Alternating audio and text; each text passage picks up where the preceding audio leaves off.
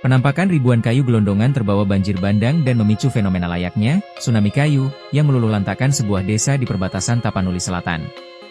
Peristiwa mengerikan ini membuat permukiman warga hilang seketika akibat terjangan arus deras dan material kayu.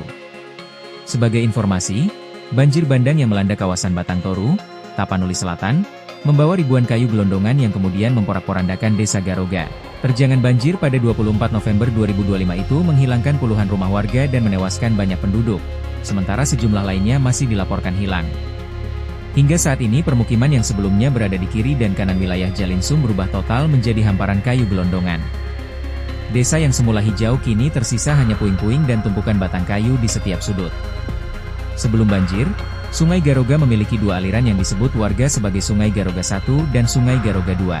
Desa Garoga berada di tengah-tengah kedua aliran itu sehingga posisinya lebih rendah dibanding jalan raya. Pada malam hari, debit air sungai mulai naik hingga ke jalan dan dini hari berikutnya air masuk ke rumah warga. Meski sempat surut pada pagi hari, air kembali naik beberapa jam kemudian dan mencapai ketinggian sedada orang dewasa. Saat debit meningkat, banjir membawa ribuan kayu gelondongan dari hulu sungai sehingga aliran air yang semula lancar di bawah dua jembatan mendadak tersumbat.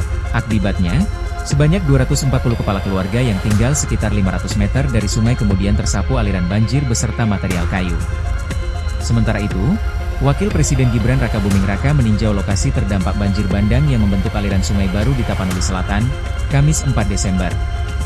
Dalam kunjungannya, Gibran melihat langsung perubahan drastis kontur wilayah serta mendengar laporan warga mengenai puluhan rumah yang rusak akibat pergeseran arus sungai.